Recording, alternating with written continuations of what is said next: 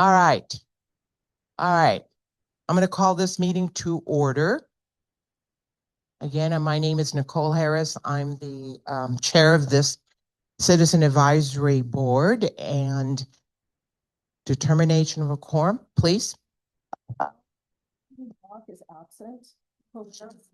Here. Marge Brunson, she is absent as well. Brad Stanley. Present. Drew Rebar. Here. Colleen Winus. Madam, we do have a quorum. Thank you. All right, can we have Pledge of Allegiance, please? Thank you. Can I give you my? Whatever feels good. Would you please join me in the Pledge of Allegiance? I pledge allegiance to the flag of the United States of America and to the republic for which it stands, one nation, under God, indivisible, with liberty and justice for all.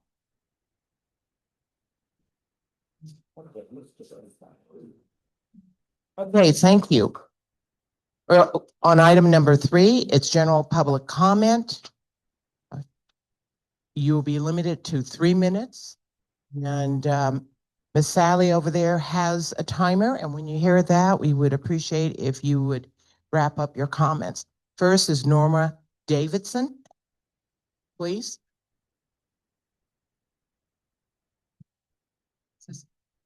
No. Okay, hold it till green. Yeah.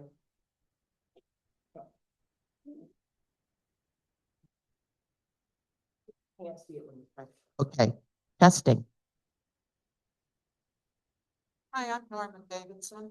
I've been out here in Steamboat Springs almost all my life. My husband and I have lived in Steamboat Springs all our lives. We are concerned that this man who is the head of our agricultural department has put all our homes in jeopardy.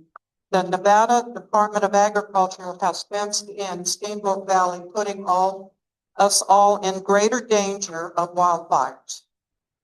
We've been through a lot of wildfires, trust me.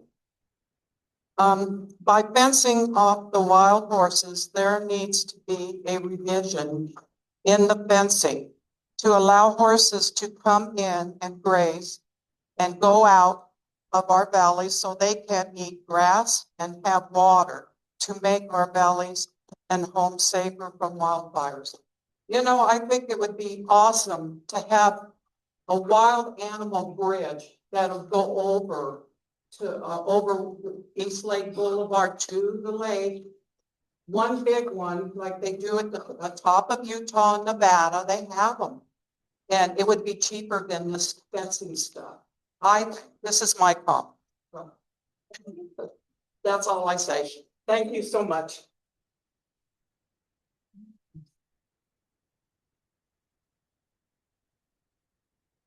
Thank you. Thank you. Thank you, Norma. Next, we have Dan Pogens. He's going to be sharing information on a community workshop on behalf of the Regional Transportation Commission. Welcome. Thank you.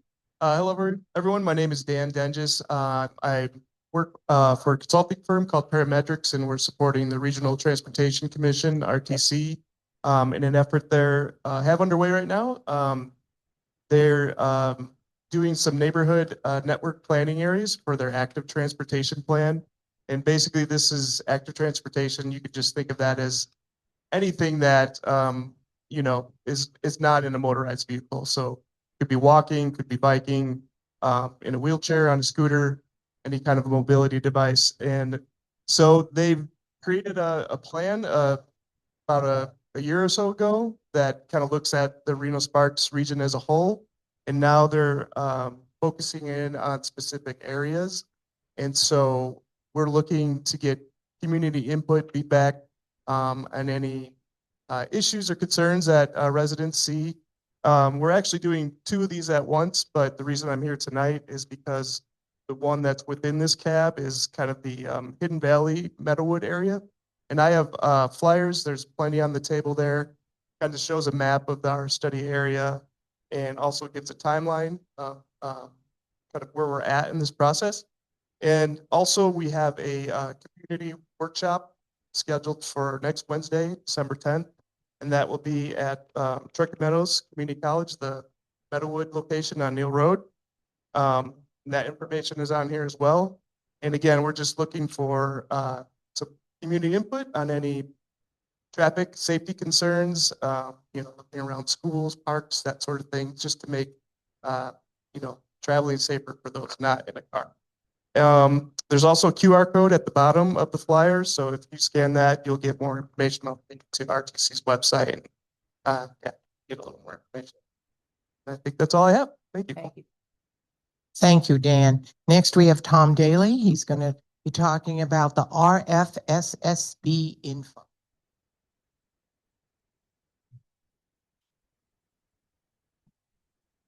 Hi, I'm Tom Daly. You might wonder what the RFSSB is. That's the Regional Fire Safety Study Board. They will be meeting on the 12th at 2:30 at the county building.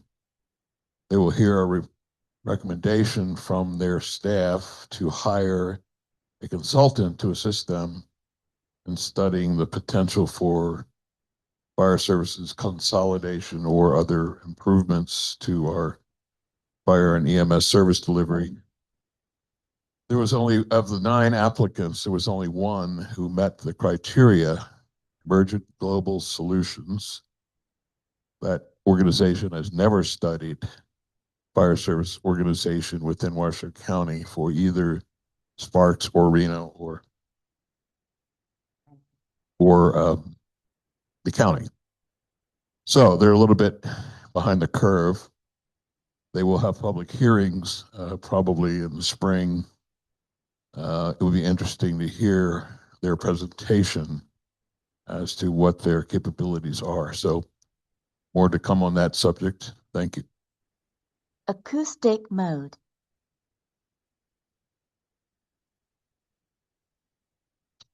Thank you, Tom. Next, we have Kelly Hyatt. She's going to be talking about fencing etc. Thanks, Kelly.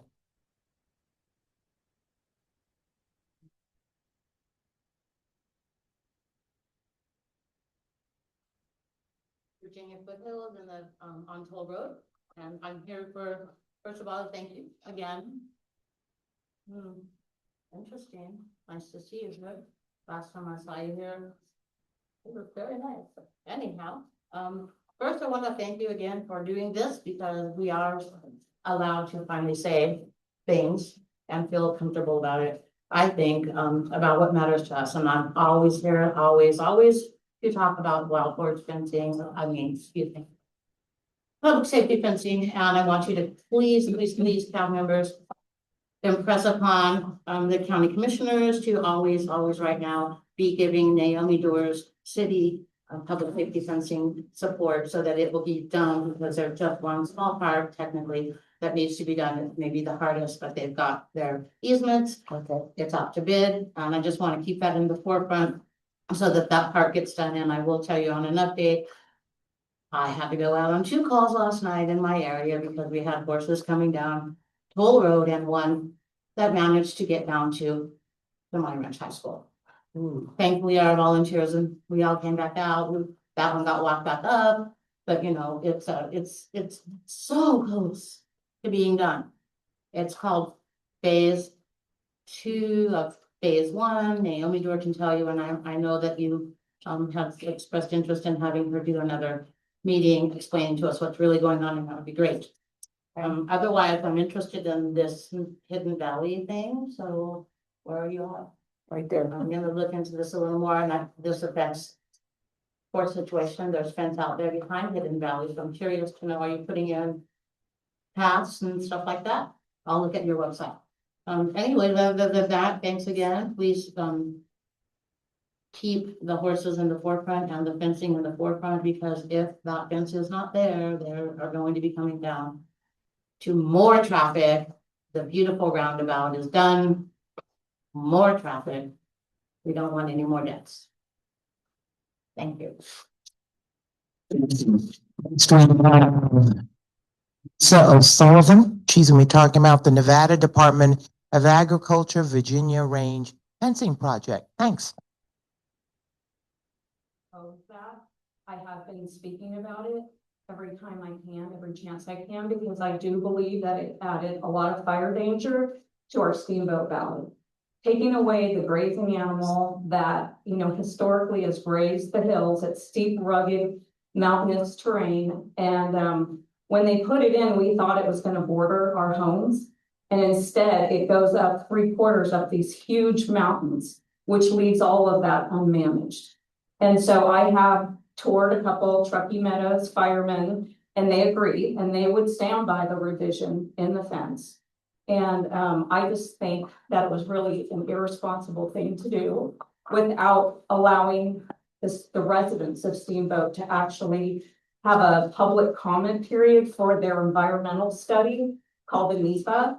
And normally I was told by the firemen that if they wanted to do a fire break on that BLM land, it would take them up to 2 years to get that environmental study approved, like to do it. This fence was approved within 1 month.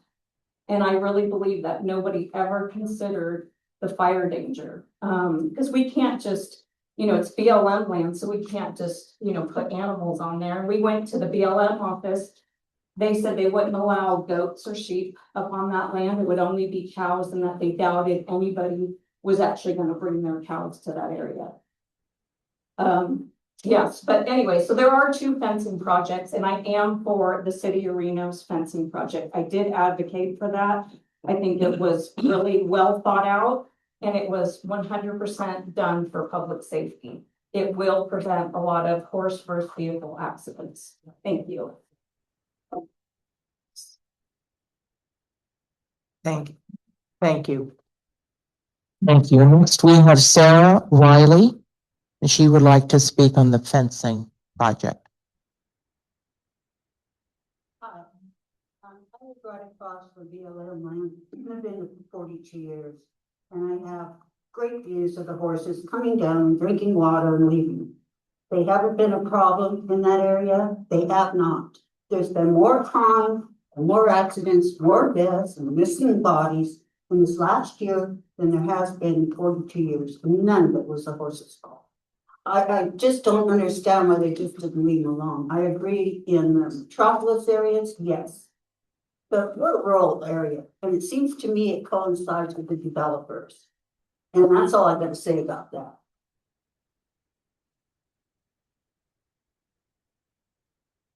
Okay. Thank you, Sarah.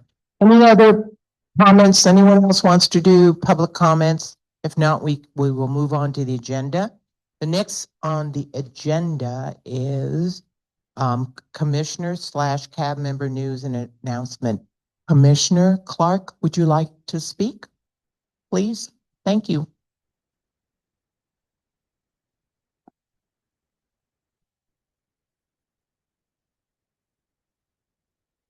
I really have no announcements tonight. I'm just here to observe and hear what the citizens are concerned with. I did have an opportunity to go out to Sullivan and view the fencing.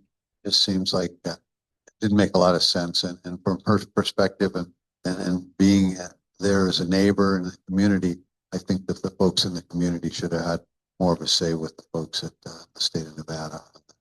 That's my position on that, and I'll advocate for that. I always think it's important when local folks who are actually living there have some input on what's taking place. So that's my position on that, and I'll help you any way I can. So thank you. Thank you. Thank you. Thank you, Commissioner Clark. Anyone here? Drew, do you have any comments? No? Or not at the moment? Commissioner Brad?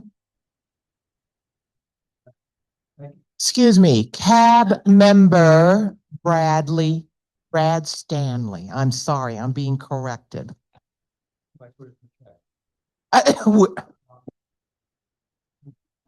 Everybody go back to the table when you have a chance on the fencing issue.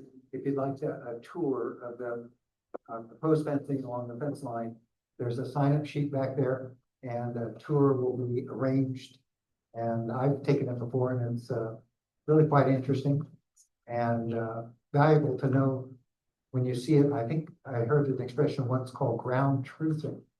And so you can see a map, which is fun, until you see the mountain. You know, it gets your attention. So it's worth doing to see how this fence is going to lay out and what impact it might have. And if you have any comments on that, as far as I know, it's not too late. So I would ask that you sign up for that if you're interested. Okay, and I have no comments. Just want to thank everyone here and welcome to the meeting. I want to ask Sally if there were any requests that were made at a previous CAB meeting. The only request that was made at a previous CAB meeting was to have this presentation that we're having tonight. Okay, super. Let's move on. Number 5, we are now looking at approval of minutes for the meeting of October the 2nd. Madam Chair, Yes, I move that we approve the minutes as written. okay. Is that Brad Stanley moved? Yes, Brad. I'll give you a second. Second would be Drew. Any discussion on that? None? All those in favor? Aye. Aye. Any noes? Motion carries. Thank you. Let's move on. Public safety updates. Don't fight over it, gentlemen. Please, I mean. Good evening, everyone. Just for the record, Shane Ackerson, Battalion Chief of Truckee Meadows Fire. Got some response statistics for you tonight, and then just a couple of fire safety kits from the district. So for the South Truckee Meadows area, month of November, we had 237 responses. That included 1 fire. Ended up being not a major incident, was handled by the first arriving engine company. And that is on almost direct average of 237 for a monthly average over the course of the year. A reminder for everyone that open burning is live and open and will be available through April 30th, weather depending. If you're interested and don't already have a burn permit, you can go on to tmfpd.us and apply to get your burn permit there. It also has all the rules, regulations for when and how burning is appropriate. And then on that website as well, right on the main page, you'll see daily green light versus red light for the opportunity and availability for burning. Fire safety, we're getting into winter time and that time of the year where we start to see an increase in our structural fires that we respond to. So a reminder for everyone, fireplace, wood burning stove, pellet stove maintenance. You should be having those looked at by an inspector and cleaned every single year. We end up seeing a lot of chimney fires this time of year as a result of birds' nests and other various things living in Nevada. Our wildlife likes to come live in one space with us. As well with that, disposal of your fireplace ashes. Make sure that you're disposing of those ashes appropriately. They should be wet and cold before they go in any kind of fire bin or receptacle, the plastic waste management receptacles that we all have at home. They are very flammable and we on a regular basis go out to fires that are in those containers. So put it in fire safe container, preferably something metal. They are available for about $20 or $30 at Home Depot. You can get one of the ash cans that you can put those ashes in. You can mix them with water, close them up, seal them up, and then a couple of days later when they're cold, dispose of them appropriately. As well, along the same winter, we're getting into snow and ice season. So vehicle maintenance, tires, windshield wipers, tire chain, making sure your vehicle's ready to go out on the road and travel on the roads in the inclement weather. Along that line, your pathways, your driveways, etc. We see ourselves and go on a lot of slip and trip and falls related to the weather conditions. And that's all I have. Super, thanks. Next, please.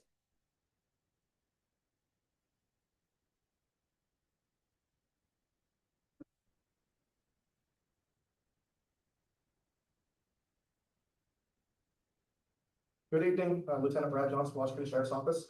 Tonight I'm just going to go over a couple of crime trends and then some preventative measures for you guys to be aware of. Currently, there are a number of business burglaries that have happened throughout the Washoe Valley and down south. A couple of businesses off of Mount Rose, Guiders Hole area, and also in Washoe Valley. Most of the convenience stores have been broken into in the wee hours in the morning. So for those, if you guys see something suspicious, please call the non-emergency dispatch number. Also, if you see like an active burglary going on, please call 911. We'll get that as soon as possible. We are monitoring those crime trends. Additionally, frauds are still going on. Unfortunately, my name is also associated with these frauds. I will not be calling you and saying that you have a warrant and to go to a Bitcoin ATM to deposit money into that. Unfortunately, yes, my name is on some of these phone calls. Washoe County Sheriff's Office will not contact you to tell you that you have a warrant and that you can pay it off with gift cards or through ATM deposits. Also, another trend that's coming back around is some people are trying to reach out saying that they're incarcerated, saying that they're a long lost loved one, saying that they're in jail, and so you need to be bailed out. If someone does contact you, please contact the Washoe County Sheriff's Office, talk with our booking supervisors and everyone there. They will confirm whether or not your loved one is there and what their bail amount is. If they tell you again, they're gonna stay on the phone with you to go to an ATM, that's probably a fraud. It's a national trend that's going on, and unfortunately, a lot of people are still becoming victimized of it. Coming into the holiday seasons, Amazon and other postal packages getting dropped off at your residences. Be aware of those. Have Ring doorbell cameras, checking with your neighbors, checking to see what your packages are getting delivered. Make sure you guys are actually bringing those packages in. If your packages do get stolen, please call us. We'll come out and investigate those as well. The other thing as well, fire brought up the road conditions with icy road conditions. With accidents happening on the roadway, please slow down. Please move over to the left or right side of the roadway. Give the first responders and everyone else out there a reasonable safe space to operate. If you aren't able to move down and move over, please slow down to less than 25 miles an hour so that everyone is working the same piece. Thank you. Thank you. Anyone else? On that? Okay. What we are next is going to be a presentation by Chief Edwards and Deputy Chief Hittring. Deputy Chief Chris, that's better. I'm sorry. Close enough? Thank you, sir. Everybody hear me? Good. Good evening. So my name is Chris Kettering. I'm one of the deputy chiefs for Truckee Meadows Fire. We were asked to provide a presentation on fire station, consolidated station in Washoe Valley. It's the same presentation that we gave to the board fire commissioner. It's a little long-winded, so I'll probably go through fast timeline. I don't want to keep you here all night, but if you need me to slow down. So that's kind of the architectural design of that station. The sister station is being built currently right now off of I-80 and Patrick. So it kind of gives you an idea of what it would look like if we were actually constructing it right now. So the proposed station is going to be located in the new Washoe City area. The actual address is 340 US Highway 395. The building's block construction. I want to look at 75 to 100-year building. It's why we chose block construction. About 11,000 square feet. Living quarters for 8 personnel. That's so we can expand in the future. We can build it now with 3 apparatus bays. The land was purchased in 2020 at a cost of $475,000. So the projected construction cost currently is about $16 million, with an additional $1.2 million for the project side of that. A little bit of history in the area. Prior to 2006, it's actually the Sierra Forest Fire Protection District. It was administered by the state of Nevada, and then also the Truckee Meadows Fire Protection District. So the Sierra Fire Protection District was on the west side, Truckee Meadows was on the east side. Even though there was a little bit of pocket of jurisdiction for Truckee Meadows Fire, kind of in that Lightning W, like. And then in 2006, 2012, Sierra Fire became its own protection district. It wasn't administered by the state anymore. It became a standalone district. Truckee Meadows was still on the side of the back. And in 2014, Sierra Fire was officially merged with Truckee Meadows Fire. There was contractor service. Well, that gives you a little bit of history of the fire districts down there. This map is where the fire stations are located. So the yellow dot is the proposed site, consolidated station. The red dot with 32 is the actual station that's providing service in the valley currently on East Lake Boulevard. That green dot right below it is the Nevada division Forest Green, one of their stations. We've got seasonals out of that in the summer. We continue down the two pink are the two volunteer stations. One on Lake Shore and the other one's on Bellevue. There's currently 7 operational VFP members for support staff. The green dot on the other side is the old Station 30 that we used to respond out of. That was, we leased it from that division of Forest Green. We terminated that lease. They now have that building occupied with a. So a little bit of our automatic aid, mutual aid resources that respond into the valley. So Carson City Fire, we would have an automatic aid agreement for them for all of our calls, and they cover all the way to Pleasant Valley. That response usually comes out of Station 52, which is out of the airport, but they do have a new station, which is Station 54. They're available. BLM will come out of Carson City. Forest Service will come to us off Mountain Woods Highway. NDF has their 2 stations there, so they'll respond right out of the valley. Then Remzo will respond wherever they're from. Then our closest city mutual aid is going to be the city of Reno. Their closest station is going to be a little bit about the population and demographics. So District 30 is on the west side. District 32 is on the east side. You can see the population in square miles. A little bit heavier in the east side, so almost double the population for buildings on that side of the lake. So Washoe County Regional Fire Service standards are covered. A little bit, the study was completed in 2011. It was approved by the Board of Fire Commissioners for service delivery. This is going to be just a little bit of an explanation of how those zones are broken up. So if you see urban, suburban, rural, and frontier, based on the population size of that area or population density per square mile. There's 5 actually, the metropolitan, I didn't include.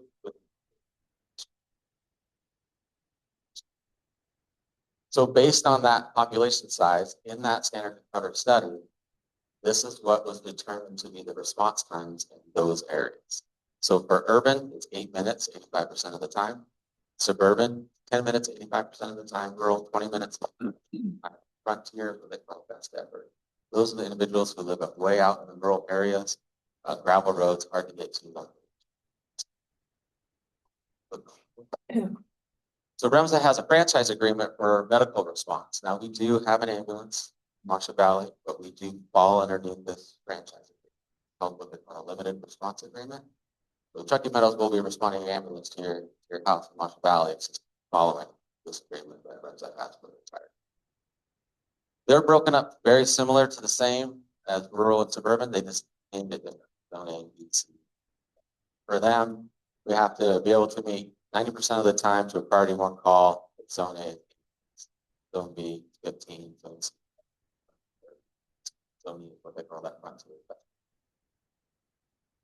So I'm giving this all to you because once you put it all together in Washoe Valley out of that standards of cover, it is considered a rural area. So first arriving fire engine, 20 minutes, 85% of the time. For a medical response, it's 20 minutes, 59 seconds. For priority 1 medical, it's 90%. That is what it's been classified. That's the service delivery model. So we can go back one second. So kind of what does this mean to you? So a little bit of stats and data for you. If you take that fire engine responding out of Sling Boulevard Station, 91% of the time, it actually means 15-minute response, 85% of the time. But we aren't meeting that for that one station. If you look at the west side, we're meeting that 20-minute response 85% of the time standard, about 95%. So a little bit higher than what that actually meant, just with the one fire station. So we did a little, some stats, some statistics 10 years apart. So 10 years ago, out of District 30, that station ran about half a call a day. And on the east side of the lake, about 1 call. So fast forward 10 years, we went up to about 3/4 call a day on the west side.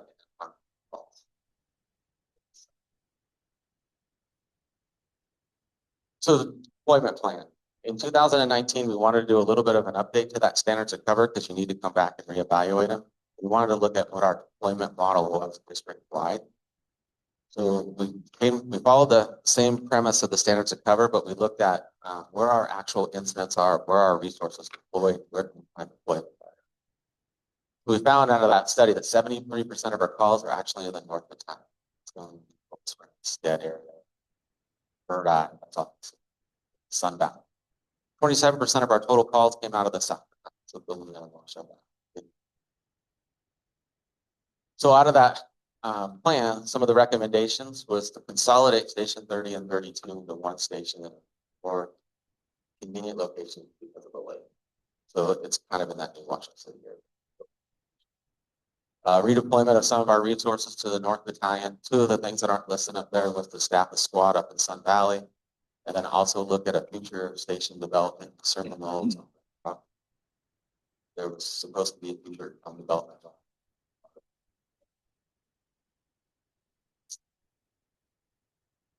So some of the options that we tried to use to fund the station and the consolidated station was our first look at was the United States Department of Agriculture. It was our number one priority to try to secure funding through the USDA. The reason is because of the 40-year felt that we could get requirement for the USDA was that no other lender, private lender, have to accept us. So we hired a bond consultant, went out, filled out the market for us, got a hit right away from the private lender that said, we'll give you one for 25. Couldn't afford the annual. Took us out of the ability to get the USDA. Then back to the USDA and said, well, can we do a blended market loan? Where we do a portion with the private lender, but we want to try to do the longest part with the USDA so we can try to afford it. Even with that private lender, we couldn't afford it. So then we evaluated the more cost-effective station design. Shrink down the station, and we use metal to try and cost to actually do that site adaptation on that plan was very expensive. So we decided, let's keep that money and put it toward that. So then we looked at state infrastructure bank. Had two projects already being built in the state or in our district. Consolidated station, station being built by Andy and Patrick. Most of that's funded by the company out there. We have a second station, Station 37 in Hidden Valley. We're redoing that station, building on a new bay for it, consolidated station. Once we got through and secured the loans for the new bay and Station in Hidden Valley, we realized we could not do the annual debt payments for the station for $60. Took us out of the hunt for the state infrastructure. So then we looked at ARPA funding. A lot of the rural counties couldn't use all of the ARPA funds.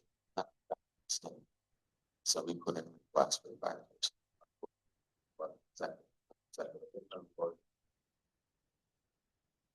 So lastly, then we contacted the Porter Group to try to get some federal grants. The Porter Group cost us about $5,000 a month. Funding for last year was already appropriated. Those are the best option. Just to come back program this year, which now has open. Try and work through the if we do move it forward, we're going to have to plus with the environment. Not sure that that's really viable, but if we do move forward.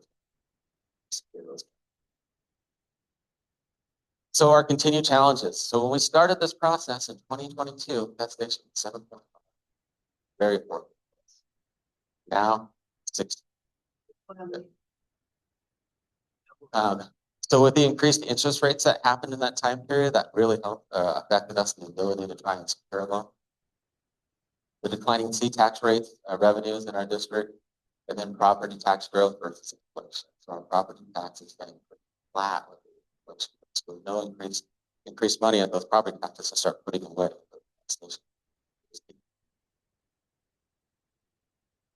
And then that inability to fund the loans longer than greater than 5 years.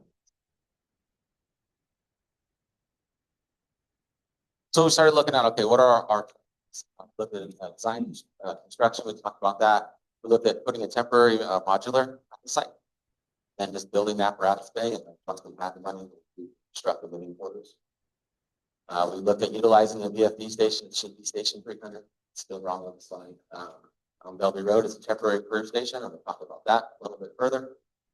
We're also looking at redeployment of our wildland crews and VFD station there, well, for a wildland crews. That will have another resource down.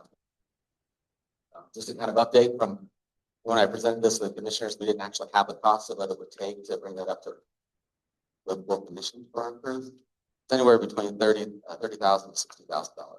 Get it up to where we have some.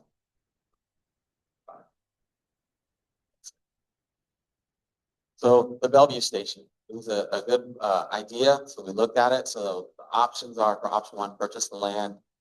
And we do have to meet some of the commercial property requirements. It's going to cost us anywhere from $2 to $2.6 million to bring it up to actually put a crew there 24 hours a day. We are in the process of purchasing the land. 40-year term. It moves into a $6,800 a year. So we decided to go ahead and move forward. The state of Nevada actually worked with us, gave us a long-term loan that's a purchase option for it. So we are going to purchase the land instead of leasing. Option two is on there as a land lease and non-commercial property requirements, which is a little bit less. So, and then we would have to come up with $2.5 million for the operating costs. That's for staffing it, services and supplies, fuel, oil, utility. That's what it would cost us if we were to do that on top of what we need to do to actually make it livable. So our next steps. So we're gonna still continue to search for funding sources, joint partnerships with public, private, local, and federal departments. Talked about the federal grants. Some of the public-private things that we're looking into is maybe partnering with colleges. See if they would go in on us for the station. Maybe they put a training facility there, some classrooms, and see partner up to figure out a way to get that station built. Some of the other private partnerships, we do know that there's a discussion of a development hospital. Maybe we could do a land lease purchase if they were going to build the station. If that development does go through, might be something available. Not taking a position on the development. I'm just saying that if it does, that's an option that we're looking at. I know it's a touchy subject. I'm not supporting it one way or the other, but I am looking for opportunities to get that station. And then we're also looking at private or public grants. Seem to be a little bit more successful in that area than federal grants. So kind of reaching out to some of the foundations in the area to see. And then we're going to continue to fund the district's capital fund specifically for the construction of that consolidated station. And then obviously we'll provide better updates and more updates to the Board of Fire Commissioners.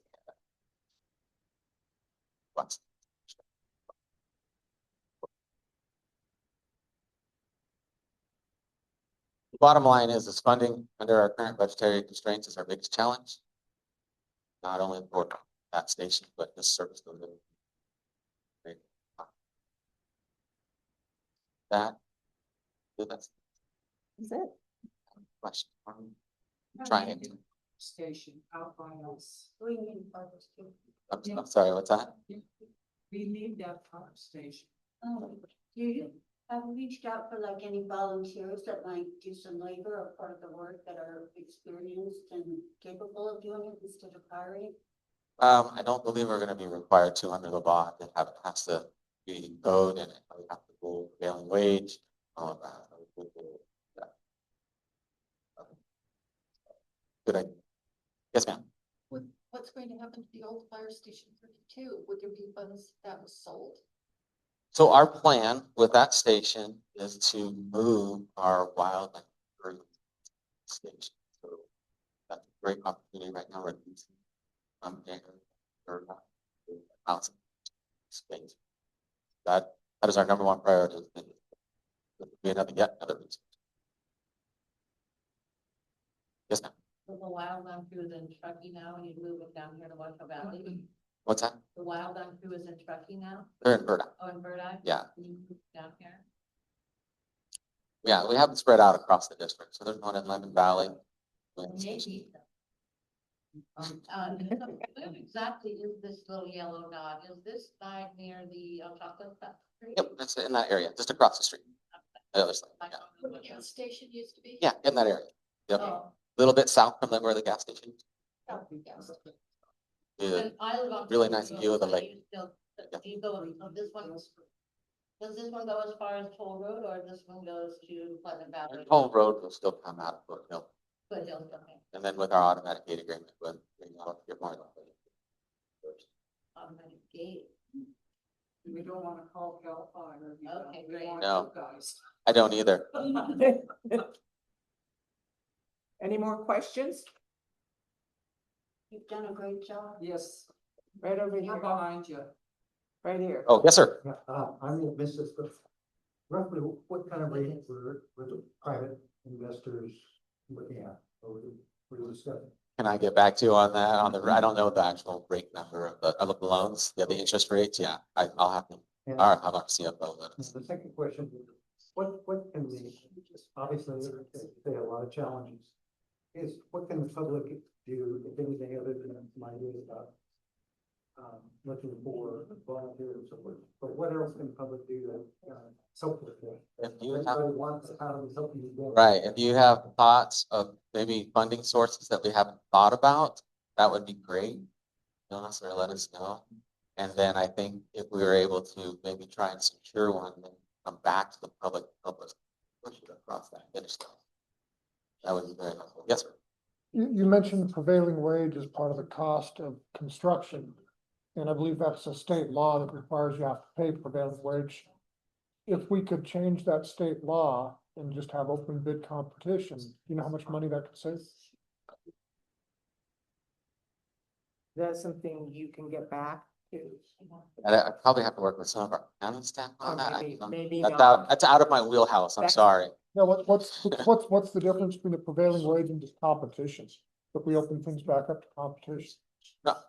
Yeah, I just know I have to follow what the current state law is, and I don't think I can answer that question. So I look to the chief on that. I think that the challenge with prevailing wage, that you have to pay the union wages and so forth, and that's including the benefits, and everything else. So we thought, you hire non-union labor, it's sometimes cheaper because they don't pay the same benefits, retirements, everything else.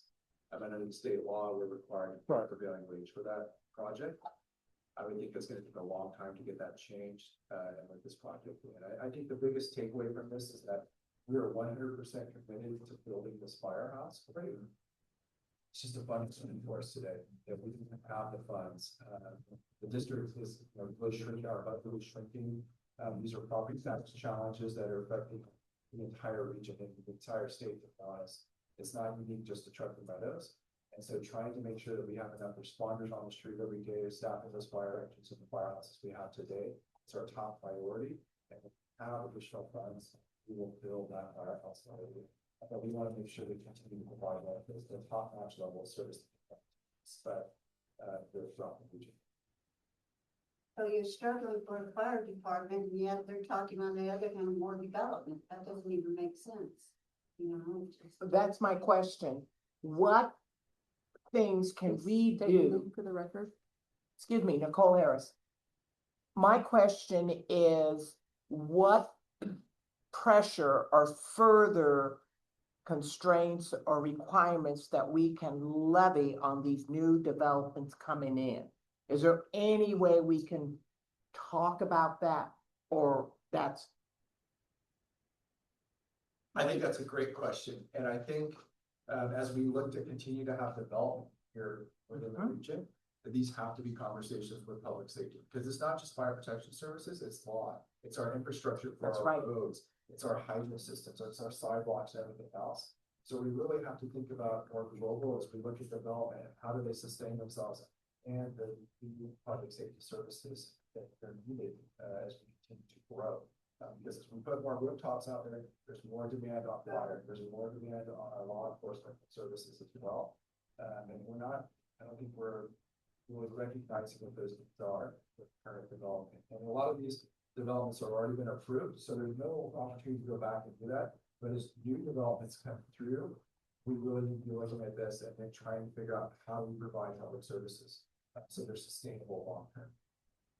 Thank you. Any other questions? Thank you very much. Oh, Norma.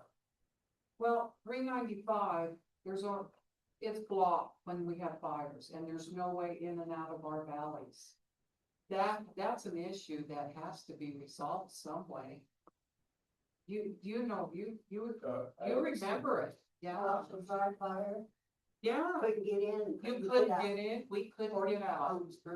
And And there was a woman in Pleasant Valley that burnt to death in her home. she lived down on my block. Yes, yes, And her horses and dogs yes. and everything, and we couldn't get out. Fire reached up above the houses, and the firemen, as much as they tried, couldn't get in. And a lot of this has started from gunfires and shots out there. They go out in the desert and shoot the brush. And I'd run across the There's, street. you know, they should stop that shooting out at ranges. They need to have more ranges or something for these guys. That's just that's my thinking. I'm sorry. Okay, Linda. When you have the Little Valley fire and when you have the Davis Creek fire, Yeah. it took the people of the east side of Washoe Valley 1.5 hours to evacuate Yeah. from Valley, which was unacceptable.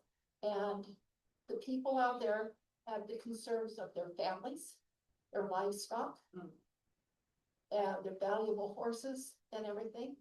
And if you add an urban development style as what's being proposed for the Sierra Reflections, you're gonna have cowboys and Indians. Because they don't understand, those people understand only their families and they're used to living in an urban area with urban response time.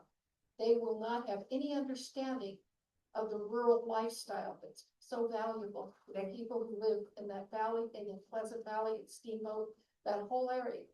So we need help with you from your departments, and we're willing to work with you to try and figure out something to make the rural area sustainable for everybody, and also to get new protections for us, because we do need the new fire station out there. We need to get fire station guys. We gotta push. The thing of it is, you can't fight Mother Nature, you know? And the winds out there, you got to be 100-mile-an-hour gusts, and that blow that fire faster than we could even wave an eye. Okay, any other questions, any other comments? Thank you for coming. Thank you. All right, let's move on. Number 8, we are now at the Neighborhood Development Hub and other engagement opportunities. Staff is to announce any upcoming neighborhood development meetings as provided online to Hub, and any board and commission vacancies with application details. And did you want to go over the Hub? pretty much, I think It's everybody. the same as We've done it at every meeting for the Hub. You go online. I don't think we need to go through that. Is it okay with everyone in the audience that we move on? Yes. Okay, super. All right. That was great. at the board member announcements and requests and decisions. Okay, next, number 9.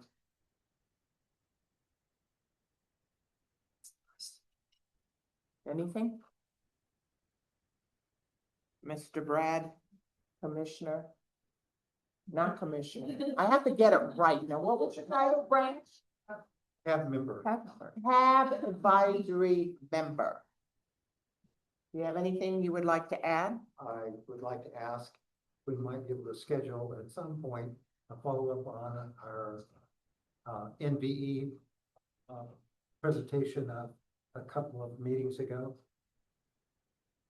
It has to do with fire and the fencing and several other issues that are running concurrent to that issue. Then a follow-up on the A June. follow-up on that from NVE. Follow up from June meeting? Yeah. From June meeting, okay. I'm sure they'd be happy to do that, but everybody's kind of interested in what's the status of when are we gonna be going. So, okay. Sally, can we put that? Yep. Okay, you have that on that? Okay, we also want to talk about the floodplain mapping. And I believe that's going to be at the February meeting to show us the new map, correct, Yes. Sally? The updates on the floodplain map. Okay, so that'd be really good.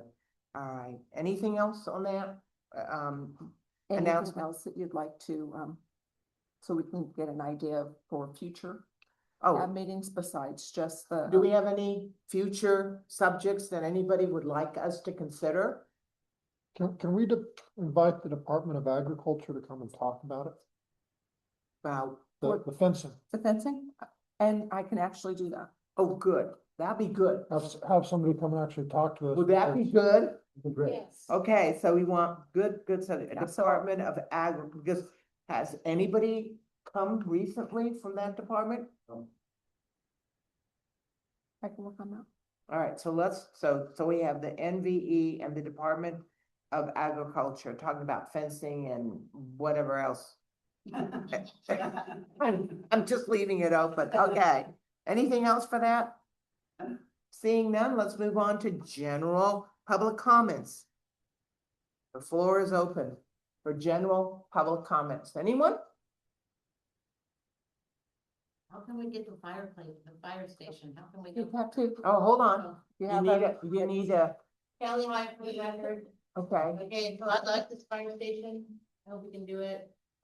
Even though, I don't know, how can we help them? We need to get the fire station. They need a private donor. I mean, they really do need a private donor. What, I mean, there's plenty of people. We got a dog park going in. We got a dog, being a giant dog training center. I'm sure it's gonna be wonderful. Those people have tons of money. I think they live in Tahoe. Wouldn't they like to have a fire station closer to them? So somehow this fire station probably needs to be funded by the people that live down there. Okay. I would guess, I don't know. Funding is huge, I believe, and that's what Yeah. maybe we can go It's to really crazy that foundations. this whole fire department has to build their own fire station. I don't get that. Okay. Road highway, donated $250,000. Comment. Yep. Just a minute. We have one speaker. Yeah, If you'd like to I'm speak. sorry. yeah, so Well- I don't know, so I'd like to see the fire station. Okay. Thank you. Thank you, Norma. We had a gentleman in the back. Can Yes, you, I'm here, because of the, can you state wild your, horses. wait a minute, can you state your name for the record? And I'll Oh. need you to complete one of these after you're speaking, since you're already speaking. Minute. Start again, sir. Joel Greenwood, Okay, and I live on the end of Hot Springs Road. And have very much enjoyed the wild horses for okay. quite a while. And I'm trying to understand why they're fencing them off in the first place. I have started to see them again. I saw a big herd about a week ago, and then a couple come onto my property pretty regularly. Mhm. But, so I'm trying to understand why they're fencing them off and what powers you guys have to deal with that.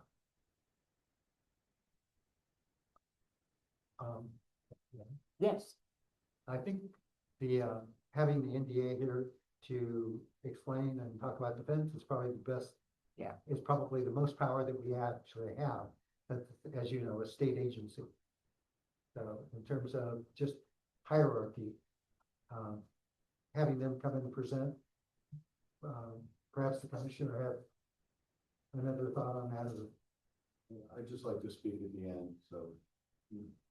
Okay. Anybody else that needs to speak, I'll make public comments. we're hearing you. It's on the agenda. We will definitely get the agencies to come do the presentation. we And that will request them to. we can request them to come, and then we can ask them questions, see what their presentation is. Yeah, it does seem kind of, from my understanding, aren't they cutting them off from water supply? Correct, some of it, yes. Which, that doesn't make any sense at all. All right, So are you, so you're gonna be like covering this later? yes. Okay. Okay, and please fill out one of these forms so we can have it. It's Okay. over there on the desk, over there, and yes, please, so we can have it in our minutes that you spoke on this subject. Okay. Okay, thank you, sir. Thank you. Anybody else? Commissioner Clark.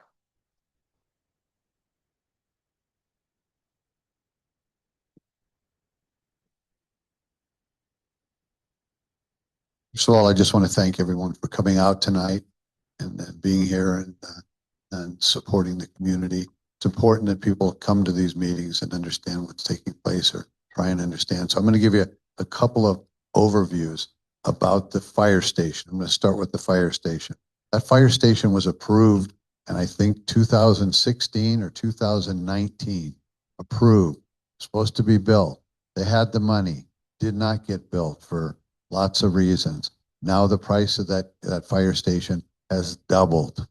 It went from $6 million to over 12. That's just talking. If they built it today, it probably cost 14 million. So they don't have, the county does not have the money.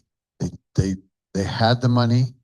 It didn't get built. The interest rates went through the roof. The cost of building went through the roof, and now it's doubled. So they don't have, the county, we don't have the money to build it. So that's a problem. You know, it takes a lot of bake sales and a lot of other ways to try and raise funds, but believe me, it's not going to happen. We need to find somebody at the state or the feds who can help with this. It's the first thing. As far as the horse fencing, when we have a presentation, I hope we get a presentation from the state of Nevada. Those are good questions to ask. When I understand that got approved within a month or so, okay, we can't get anything approved in a month or so around here. Yeah. And so those are questions, and the county can't restrict what the state wants to do. This doesn't work that way. And but they should have at least invited the local folks. It was their properties abutted to the fence and was surrounded by the fence and had some input. So hopefully we can get that resolved and have some answers for you. But the fire chief is doing an excellent job. I meet with him regularly. He's inherited this. We're trying to figure out ways to finance this. And part of it is just funds. And I'll leave you with this note. I've said this to just about every group I talked to in the last 6 months. The county, Washoe County, according to the assessor, has more assessed value now than they've ever had in the history of the county. Ever. So more taxable income coming in. More, ever. The treasurer has invested those funds. He's making more return on investment than it's ever happened in the history of the county. So now we've got lots of money coming in, lots of investments paying off. We have the highest sales tax, some of the highest sales tax in the state of Nevada. We have some of the highest gas taxes in the state, in the United States, probably. Okay, so there's 4 sources of funds. And I just found a newspaper clipping from a couple of years ago where the county received $98 million from the federal government for ARPA funds. So that's all gone. So that's the problem, is spending around here. Spending is the problem, okay? So it's important to vote, study the candidates that are running for office, figure out who you think serve you best. But it isn't an income problem. It's a spending problem. It's as simple as that. When you have more money than you've ever had, think about your own personal life. If you had more money than you've ever had in your life and you were still broke, better look in the mirror and find out what's going on. All right? That's all I want to say. Ma'am. Prioritize a fence over a fire department. The county didn't prioritize it. That's the state of Nevada. Again, that's the state issue. And BLM, and the county has no control over BLM, federal or state of Nevada. So, but you should have a voice. All right. Thank you. Thanks for coming out tonight. Thank you, Commissioner Ford. Our next meeting is going to be February the 5th. We meet every 2 months. The first Thursday starts at 6. Any other business at this point? Not, we will have a motion to adjourn this meeting. Adjourn. I second that. Good. All in favor? Aye. Thank you. Meeting adjourned.